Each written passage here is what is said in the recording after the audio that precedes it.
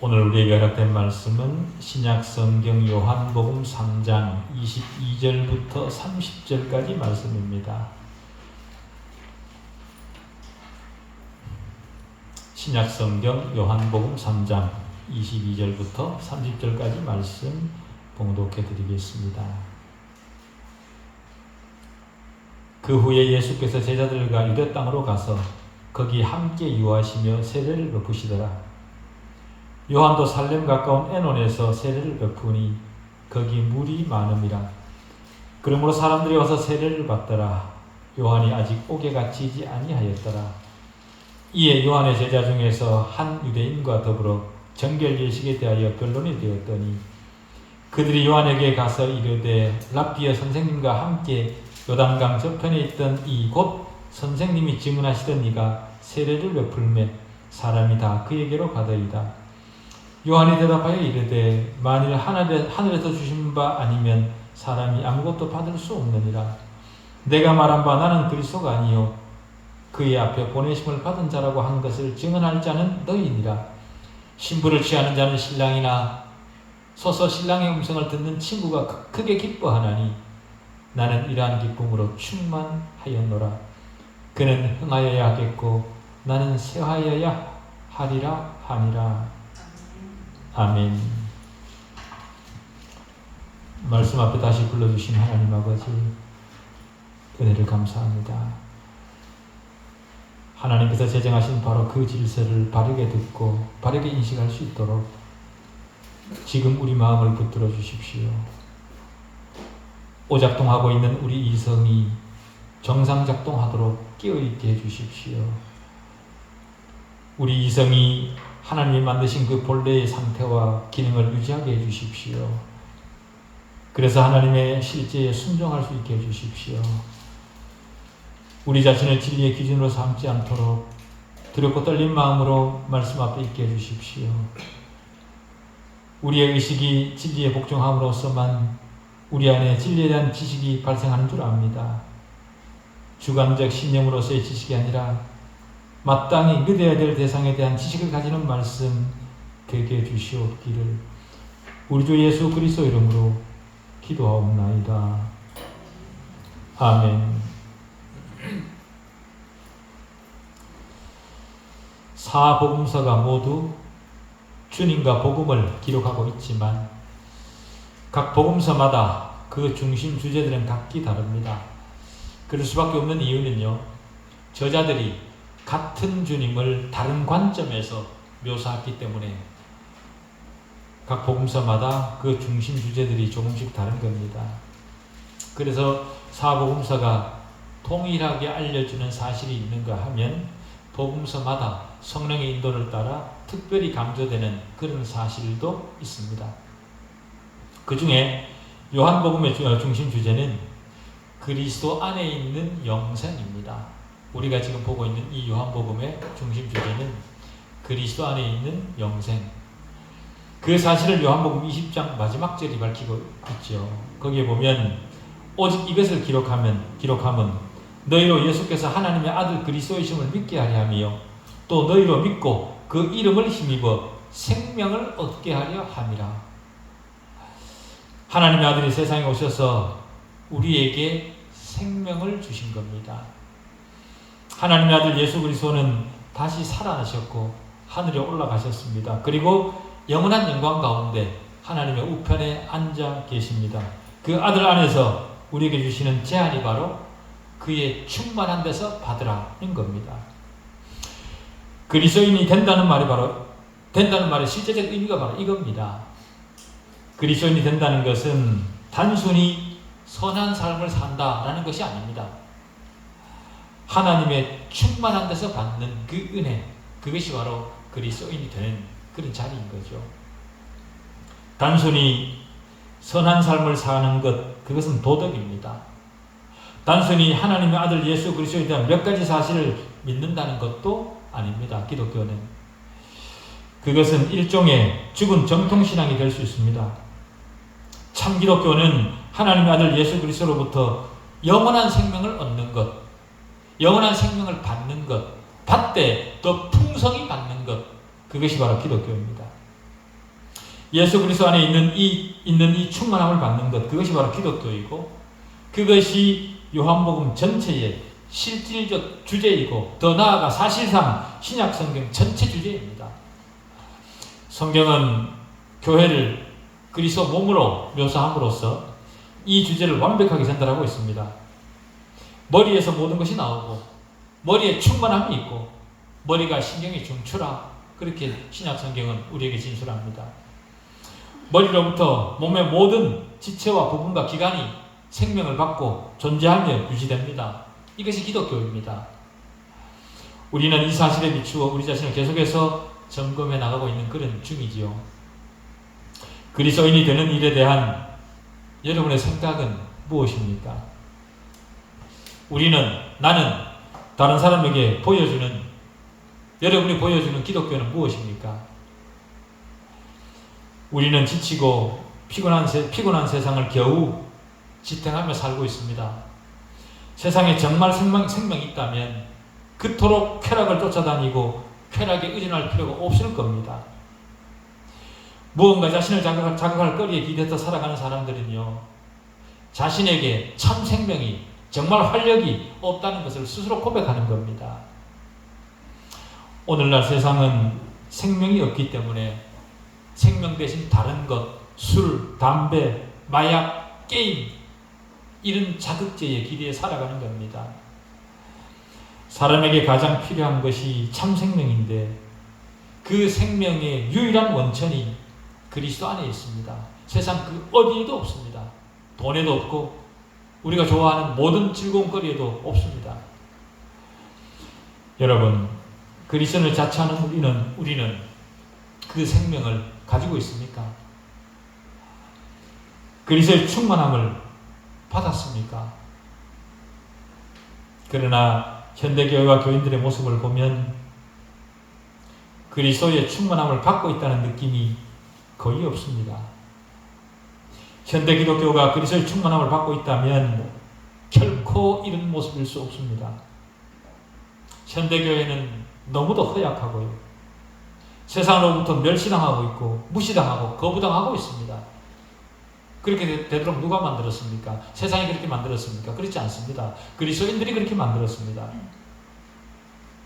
교회라는 곳, 이제는 세상 속에서 별 볼 없는 곳, 현대에 어울리지 않는 시대착오적인 곳으로 간주되고 있고, 예수 그리스도의 생명이 아니라 자신의 영달을 추구하는 장소일 뿐인 곳이 바로 교회가 되었습니다. 그러나 교회에 참 부흥과 개혁이 일어나면 상황은 완전히 바뀌고 세상이 교회를 다시 보게 될 것입니다. 현대교회가 이렇게 된 이유가 무엇입니까? 그리스도인들로부터 그리스도의 충만함을 빼앗아가는 이유가 무엇입니까? 왜 초대교회에 충만했던 기쁨과 찬양과 감사의 영으로 현대교회는 충만하지 못한 겁니까? 여러 요인들이 있겠지만 궁극적으로 성도를 미혹하는 마귀 때문에 그렇습니다. 마귀는 다양한 방법으로 혼란을 일으키기 때문에 많은 사람들이 마귀에게 미혹당합니다. 속는 거죠. 그런데 사도 바울은요, 그리스도인인 우리가 조금만 주의하면 마귀의 계책을 파악할 수 있다. 그렇게 고린도후서 2장 11절에서 밝힙니다. 그 계책을, 마귀의 계책을 알지 못하는 바가 아니다. 그렇게 얘기를 합니다. 우리가 마귀의 계책을 알 수 있는 유일한 곳이 어디입니까? 하나님의 말씀이죠. 하나님의 말씀이 마귀의 계책을 가르쳐 줍니다. 하나님의 말씀에 귀를 기울이면 하나님의 충만함을 받지 못하도록 하는 장애물이 무엇인지 알 수 있습니다. 그러나 니고데모 같은 경우를 보면 그는 하나님의 말씀에 귀를 기울인 것이 아니라 자신의 경험과 지혜에 귀를 기울였습니다. 우리 대부분의 그리스도인들도 이렇지 않은가 싶습니다. 입으로는 믿는다 하지만 사실은 말씀을 멀리합니다. 말씀을 멀리하고 내 안에서 나만의 종교를 만들어냅니다. 뿐만 아니라 우리가 하나님의 충만함을 받지 못하는 또 다른 이유는 인간이 가진 교만 때문입니다. 인간이 가진 교만은 아마도 사람이 하나님의 충만함을 받는데 가장 큰 장애물과 방해물일 것입니다. 인간에게 있는 교만은 다양한 형태로 그 모습을 드러내죠. 좀 더 배웠다고 교만하고, 좀 더 가졌다고 교만하고, 좀 더 이해력이 좋다고 교만합니다. 그죠? 그러나 중요한 것은요, 교만의 형태가 아닙니다. 어떤 교만을 가졌느냐가 아닙니다. 교만은 하나님의 충만함과 은혜 위에 은혜를 받지 못하게 가로막는 가장 큰 장애물이다 라는 것이 문제입니다. 우리는 너나 할 것 없이 다 교만합니다. 죄의 결과물인 교만은 인간에게 보편적 현상이 되었습니다. 우리가 잘 알고 있는 원죄라는 것이 바로 다름 아닌 교만의 죄입니다. 아담 이후 교만이 모든 문제의 원천이 되었습니다. 모든 죄를 거슬러 올라가 보면 그 시작은 결국 교만인 거죠. 구약의 마지막 선지자 말라기 이후에 거의 400년 동안 하나님의 말씀이 임하지 않았습니다. 그런데 빈들에 있던 사가랴의 아들 요한에게 하나님의 말씀이 호련히 임했습니다. 그 이후 요한에게 세례를 받고 비상한 메시지를 들으려 사방에서 수많은 사람들이 몰려들었고 드디어는 핵심 제자들도 생겼습니다. 그런데 갑자기 나사렛 예수라는 또 다른 인물이 등장하더니 얼마 지나지 않아 요한을 따르는 무리보다 더 많아졌습니다. 요한을 따르던 무리들은 그것을 염려했고 주님과 주님의 사역을 싫어하고 비판하기까지 했습니다. 시간이 지나 급기야는 요한의 제자들이 분노에 사로잡혔고 시기하기까지 합니다. 그런 그들을 보고 요한이 뭐라고 그들을 말리냐 하면 하늘에서 주신 바 아니면 사람이 아무것도 받을 수 없다. 그러니 너희들이 시기하고 비판하지 말아라. 이렇게 말을 합니다. 그런 말로 제자들의 분노를 가라앉히고 제자들의 입을 다물게 했습니다. 이 사실은요, 우리 각 사람에게도 해당되는 아주 무서운 문제입니다. 요한의 제자들에게는 예수 그리스도의 가르침과 주님이 제안하시는 모든 것에 대한 저항과 분개하는 마음이 있었습니다. 왜냐하면 지금 자신들의 상태가 위협받는다고 생각을 하기 때문에 그런 거죠. 자신의 자리가, 자신의 위치가, 자신의 확보해놓은 그 바운다리가 예수에 의해서 방해받는다고 생각했기 때문에 그런 시기와 질투와 분노를 품었던 겁니다. 주님이 나타나지만 않았다면 요한의 설교를 들으면서 많은 무리를 모으고 좋았을 텐데 거기에 방해를 받게 된 겁니다. 독실한 종교인들이 빠지는 위험이 바로 이런 겁니다. 지금 이대로가 좋다는 거죠. 지금 나의 상태를 방해하지 말라는 겁니다. 그러나 우리는요, 독실한 종교인과 진정한 그리스도인은 완전히 다르다는 것을 생각할 줄 알아야 됩니다. 그리스도인이 아니면서 교회적 관점과 비슷한 영역 안에서 독실하게 살 수 있습니다. 지금 상태로 만족하는 거죠. 기독교적 용어가 사용되고 있는 것으로 만족하는 겁니다. 그러나 지금 이대로 괜찮다고 생각하는 것은요, 굉장히 위험합니다.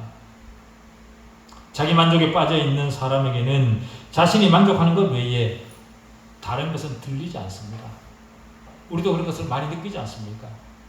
대부분의 사람들과 얘기를 하다가 보면 자기가 좋아하는 것만 듣습니다. 아무리 말해도 듣지 않습니다. 그것이 아무리 진리라고 할지라도 자기 생각을 거스르면 거부합니다. 그렇죠? 그러나 그런 생각은 하나님의 충만함을 받지 못하게 만드는 가장 큰 장애물입니다. 자신의 삶과 몇 가지 선행으로 만족하고 마는 거죠. 바리새인처럼 날마다 다른 것에, 남들과 다른 것에 감사를 합니다. 자신은 죄와 악의 속으로 살지 않는다고 생각을 하고 더럽고 극악한 죄에 자신은 빠지지 않았다는 것에 만족하며 살아갑니다. 더 나아가 바리새인들은 남을 돕기까지 하지 않습니까? 남을 돕는 선행까지 하는 자신은 아주 훌륭한 믿음을 가진 사람이라 바리새인들은 그렇게 자신을 생각을 했죠. 일주일에 2번씩 금식을 하고 소득의 11조를 드리는 자신은 대단히 훌륭한 믿음을 가진 그런 자들이라 그렇게 생각을 했습니다. 그러나 바리새인과 세리가 다르듯이 독실한 종교인과 그리스도인은 전혀 다릅니다. 완전 반대에 있습니다. 종교인은 더 이상 무엇이 필요하다고 생각하지 않습니다. 이미 다 했기 때문에 심지어 용서의 필요성도 느끼지 않습니다. 지은 죄가 없는데 무슨 용서를 구하겠습니까? 종교인은 확실히 무엇을 더 받거나 더 충만해질 필요성을 느끼지 않습니다. 남들이 다 자기 같지 않다는 것에 거기에만 애석해 하죠. 요한의 제자들도 그런 입장이었습니다. 주님의 생각과 완전히 반대의 자리에 있으면서 자신은 잘하고 있다고 착각을 하고 남들도 왜 나처럼 살지 못하냐, 거기에 애석해하는 자들이 바로 바리새인들이었고 현대의 독실한 종교인들입니다. 스스로 잘하고 있다는 자기 만족에 빠져 있는 사람은요, 기독교가 원래부터 하던 말을 전해주는데도, 본래의 기독교를 전해주는데도 그것을 낯설어하고 어색해하고 싫어합니다. 왜 그런가 하면 전혀 그런 진짜를 듣지 못했었거든요. 진짜를 듣지 못한 상태로 가짜만 듣고 있다가 이 가짜가 진짜인 줄 아는 겁니다. 그래서 기독교에 대해 무지한 상태로 지나가고 있는 거고요. 자기 자신이 본래의 기독교에 대해 무지하다 그렇게 생각을 하지 않고 본래의 기독교를 전해주면 그것을 새롭다고 생각을 해서 그 가르침을 거절합니다. 바른 가르침임에도 불구하고 그 바른 가르침을 알지 못하니까 새로운 가르침이라고 거절합니다. 세례 요한의 제자들의 문제도 바로 그런 겁니다. 요한의 가르침만 있으면 된다는 겁니다. 진짜 예수 그리스도의 말씀이 오면 그것이 진짜인데 그것은 싫은 거죠. 이런 사람들은 조금만 달라도 새로운 것을 강조한다고 싫어합니다. 교회 역사와 모든 위대한 개혁과 부흥의 역사를 보면 옛 복음을 강조할 때마다, 본래 복음을 강조할 때마다 심각한 반대에 부딪혔습니다. 본래의 것인데 자신들이 들어보지 못했으니 새로운 것이라며 이단의 것이라며 저항합니다. 종교개혁 때도 그랬습니다. 로마 가톨릭은 철학과 신구약 성경을 교묘히 뒤섞어서 정교한 가르침과 교리를 만들었습니다. 대표적으로 토마스 아퀴나스 같은 사람은요, 신학대전이라는 그런 책을 통해서 만들어서 그런 것을 아주 정교하게 다듬어 놓았습니다. 철학과 신학 성경을 섞어서 다듬어 놓은 그것을 신학대전이라는 이름으로 펼쳐냈고, 로마 가톨릭은 그것을 그들의 가르침으로, 그들의 교과서로 선택을 했고 그것을 설교했습니다. 그렇게 함으로써 신약 성경과 접촉점이 거의 사라지도록 만들었죠. 자신들이 만든 교리를 가르치다가 마틴 루터는 그것이 아니구나를 깨닫고 성경을 통해 깨달은 이신 칭의를 새롭게 가르칩니다. 그 교리를 전했습니다. 그러자 로마 가톨릭은 붕괴했고 그것은 새로운 가르침이라고, 새로운 가르침이라는 이름으로 루터를 파문했습니다. 원래부터 있던 가르침을 알지 못한 상태로 원래의 가르침을 전달받으니 그것을 새로운 가르침이라 그렇게 배격한 겁니다. 약간의 도덕적 우월함이 종교라고 생각하는 자들에게 성경이 증언하는 거듭남의 절대적 필요성과 중생을 전하면 새로운 것을 전한다고, 새로운 것을 가르친다고 비판을 합니다. 그런 때가 있었습니다. 18세기 조지 휘필드가 그런 오해를 받았고 현대도 마찬가지죠. 아주 고급진 언어와 문학적 표현으로 위로의 말로 현대 문화를 설교하지 않으면 저것은 잘못된 것이라고 비판하고 배척합니다. 성경이 증언하는 본래의 가르침을 설교하면 낯설어하고 그 가르침을 새로운 것이라고 비판하는 그런 시대가 바로 이 시대입니다. 현대는 성경이 증언하는 복음을 성경대로 설교하면 이상한 사람 취급을 받습니다. 고리타분한 시대가 어떤 시대인데 지금도 그런 설교를 하냐? 그런 말을 듣는 거죠. 그것도 교회 안에서 아주 신실하고 선량하고 독실하다는 사람들로부터 그런 비판을 받습니다. 겉보기에는 믿음이 대단히 좋은 것처럼 보이지만 사실은 기독교가 무엇인지 전혀 이해하지 못하는 기독교 문맹들인 거죠. 한국교회 전체가, 한국교회가 통째로 이 기독교 문맹 상태로 접어들었습니다. 교회가 마땅히 해야 되는 참된 내용을 설교하는데도 그것이 낯설고 어렵고 다르게 보인다면 멀리합니다. 그러던 사람들을 몇 년 뒤에 보면 이단 신천지나 하나님의 교회 같은 안상홍 증인회 같은 그 이단들의 소굴에 가 있습니다. 진실을 직면하도록 알려주는 것을 싫어하고 원래의 모습에서 이탈했다는 것을 알려주는데도 싫어합니다. 왜 그럴까요? 그 이유는 타락과 죄가 그 원인입니다. 나를 불편하게 만들거나 동요시키거나 부족함을 각성시키는 것은 싫다는 것이 현대 기독교인들의 입장입니다. 바리새인들이 주님을 미워한 이유가 바로 그것이었죠. 여러분, 하나님 앞에 정직하게 자문해 봅시다. 나를 불편하게 하고 내 양심을 고소하게 하고 내 자신의 부족함을 각성시키는 설교를 들을 때 부담스럽습니까? 힘이 듭니까? 듣기가? 만약 그렇다면 그런 사람은 현대판 바리새인들입니다. 하나님의 은혜와 충만함을 받지 못하도록 스스로를 방해하는 사람입니다. 여러분 자기 자신에게 방어막을 치지 마십시오. 진리에 대한 방어막을 치지 마십시오. 주님은 우리가 하나님의 모든 충만하심으로 충만하기를 바라십니다. 진리 안에 하나님의 충만함이 있습니다. 그것을 받아들이셔야지 방어막을 치고 거절하면 안 됩니다. 이 충만함을 제대로 알아야 되지 않겠습니까? 육에 속한 사람은요, 십자가에도 특히 중생의 가르침에 그릇된 반응을 보입니다. 성경의 윤리적이고 도덕적 가르침은 아주 잘 받아들이지만 십자가에서 속죄를 완성하셨다는 말을 하면 저들은 붕괴합니다.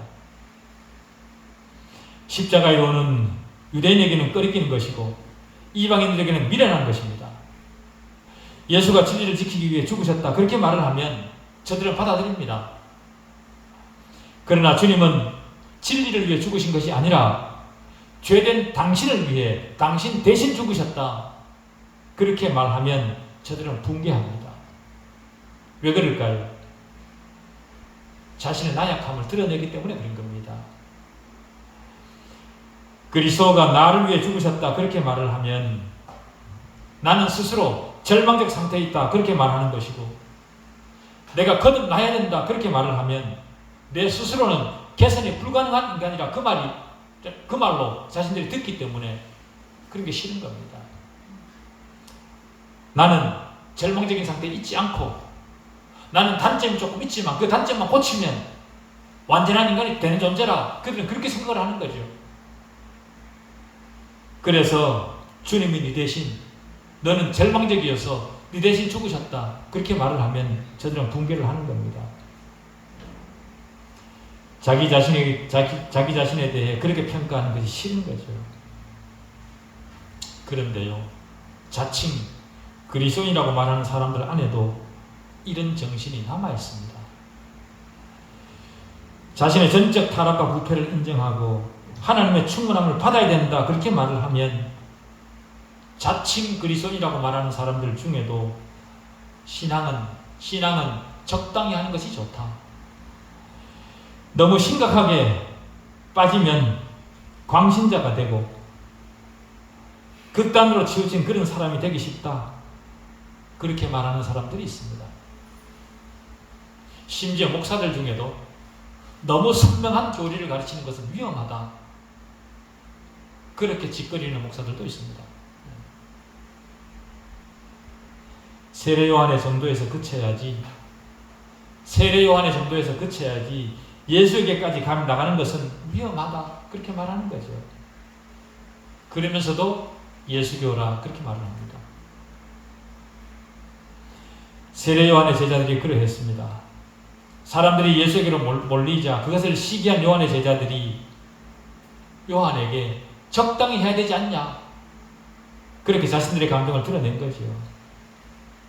그러자 요한이 제자들에게 이렇게 말을 합니다. 만일 하늘에서 주신 바 아니면 사람이 아무것도 받을 수 없느니라. 내가 말한 바 나는 그리스도가 아니요 그의 앞에 보내심을 받은 자라고 한 것을 증언할 자는 너희니라. 신부를 취하는 자는 신랑이나 서서 신랑의 음성을 듣는 친구가 크게 기뻐하나니 나는 이러한 기쁨으로 충만하였노라. 그는 흥하여야 하겠고 나는 쇠하여야 하리라 하니라. 그렇게 말합니다. 세례 요한은 본질을 정확히 인식하고 있었던 거죠. 제자들은 예수의 출현을 시기하고 붕괴했지만 세례 요한은 열린 마음으로 환영했습니다. 제자들은 자신들의 위치가 뒤로 밀린다는 생각 때문에 붕괴를 했습니다. 아마도 우리 대부분의 마음이 제자들 같지 않을까, 그렇게 판단이 됩니다. 내가 최고라는 사실이 확인되지 않을 때, 나는 뒤로 밀릴 수밖에 없는 사람이라 그렇게 확인될 때 우리 대부분의 사람들은 무너지지 않습니까? 그죠? 그러나 예수가 흥해야 되고 우리는 쇠해야 됩니다. 우린 뒤로 물러나야 됩니다. 세례 요한은 이 사실을 직시했던 거죠. 그는 흥하여야 하겠고 나는 쇠하여야 하리라. 세례 요한이 그렇게 말할 수 있었던 것은 예수 그리스도가 누구시고 어떤 분이시고 왜 오셨는지를 정확히 알았기 때문에 그렇게 말할 수 있었던 겁니다. 우리 역시도 내가 전면에 나서길 바라는 것은 나에게 하나님, 나에게 주님이 누구신지 모른다는 겁니다. 그러나 나에게 예수가 누구인지 알면 우리는 동일하게 세례 요한 같은 그런 고백을 하게 됩니다. 나는 인간에 불과하지만 그는 하늘에서 오신 하나님의 아들이시다. 세례 요한은 그 사실을 정확히 알았던 겁니다. 그렇습니다. 우리가 예배하는 예수 그리스도는 죽음과 지옥과 마귀를 정복하신 능력을 가지신 하나님이십니다. 우리를 위해 하실 수 없는 일이 없는 그런 분이시죠. 여러분, 우리가 자신의 작은 삶이라는 관점에서 기독교를 바라보면 아무것도 받지 못합니다. 기독교가 내 자신의 삶을 위한 것이라, 이 땅에서 삶을 위한 것이라 그런 관점으로 기독교를 바라보면 기독교로부터 받을 수 있는 것이 아무것도 없습니다. 하나님 우편에 앉아 계신 분으로 주님을 바라보고 그가 누구신지 정확히 알 때 우리에게 무한한 가능성이 열리고 충만함을 갖게 됩니다. 현대 기독교회가 세상의 조롱거리가 된 이유는 주님을 확실하게 알지 못하고 주님을 믿는다, 그렇게 설치기 때문입니다. 예수의 하나님 되심과 기적과 대속의 죽음과 주님의 물리적 부활 그리고 승천하신 사건까지 우리는 그 세세하게 정확히 확실히 알고 믿어야 됩니다. 주님에 대한 교리를 확실히 믿지 못하는 자들에게는 그 어떤 가능성도 그 어떤 충만함도 주어지지 않습니다. 왜냐하면 그들에게 주님의 충만함을 주면 주님의 충만함이 욕을 먹기 때문에 그런 거죠. 그들에게 그런 자들에게 주지 않습니다. 세례 요한은 자신의 위치를 정확히 알았습니다. 그렇기 때문에 겸손했죠. 개인적 야심을 가지지 않았습니다. 야심은 우리가 살면서도 경험하는 것이지만 야심은 항상 저주가 되고 항상 끝이 추합니다. 교만하고 야심찬덕보다 더 나쁜 것은 없습니다. 특히 영적 영역에서의 교만과 야심은 완전히 치명적입니다. 세례요한은 주님과 경쟁하려 들지 않았습니다. 여러분, 심령이 가난해야 주님이 주시는 복을 받을 수 있습니다. 세례요한은 여기에 대해 아주 중대하고 영광스러운 말을 했죠. 요한이 대답하여 이르되 만일 하늘에서 주신 바 되지 아니하면 사람이 아무것도 받을 수 없느니라. 하늘에서 주시지 아니하면 사람이 아무것도 받을 수 없다. 이 말은요, 우리가 가진 모든 것은 전부 다 받은 것이기 때문에 결코 자랑할 것이 없다는 겁니다. 좀 더 가졌다고, 좀 더 몇 푼 더 있다고, 좀 더 배웠다고 자랑할 것이 아니라는 거죠. 왜요? 다 받은 것이기 때문에. 내가 만들어낸 것이 아니기 때문에 그렇습니다. 자신을 세례 베푸는 자리에 두신 분이 누구신가를 생각해보라. 제자들이 그렇게 말을 한 겁니다. 자신을 그 위치에 두신 분은 하나님이시고 자신은 도구이고 수단이고 통로일 뿐이라는 거죠. 우리 역시 그렇습니다. 어떤 경우에도 우리는 자랑할 것이 없습니다. 우리가 가진 것은 우리가 창조하거나 만들어낸 것이 아닙니다. 이 사실을 깨닫는 순간 자랑이 사라지고 겸손해지고 주님의 말씀을 받아들일 준비가 됩니다. 세례 요한의 또 다른 특징은요, 진리가 찾아오고 전파되는 일에 관심을 두었지 진리가 자신에게 끼칠 영향을 계산하지 않았습니다. 우리는 우리 자신을 먼저 생각합니다마는 요한처럼 객관적인 자세로 진리를 바라볼 수 있어야 됩니다. 자신의 위치에 만족하고 신랑의 음성이 들릴 때 진심으로 기뻐할 수 있는 그런 우리여야 됩니다. 친구는요, 우리는요, 뒤에서 준비하는 자입니다. 신랑보다 먼저 와서 준비하는 그런 자들이 바로 우리입니다. 신랑의 친구로 우리는 만족해야 됩니다. 내가 높아져서는 안 됩니다. 내가 높아지는 일보다 주님의 영광이 높아지기를 진심으로 바라야 됩니다. 그러기 위해서는 우리 자아를 버려야 됩니다. 자신과 자신의 은사만 이야기하는 사람은요, 그 은사가 영적인 것이기보다는 심리적인 것이 아닌지 점검해 봐야 됩니다. 정말로 은사를 가진 사람은 은사를 떠들고 다니지 않습니다. 영적 은사를 가진 사람은 항상 겸손하고 자신의 위치를 정확히 이해합니다. 은사를 주신 목적이 무엇인가를 정확히 압니다. 성령은 예수 그리스도를 영화롭게 하시기 위해 보냄을 받으신 분입니다. 하나님이신 성령조차도 자신을 드러내지 않으려고 숨기는데 하물며 우리는 어떻게 해야 되겠습니까? 우리 자신보다 주님의 영광에 진심인 우리이길 바랍니다. 기도하시겠습니다.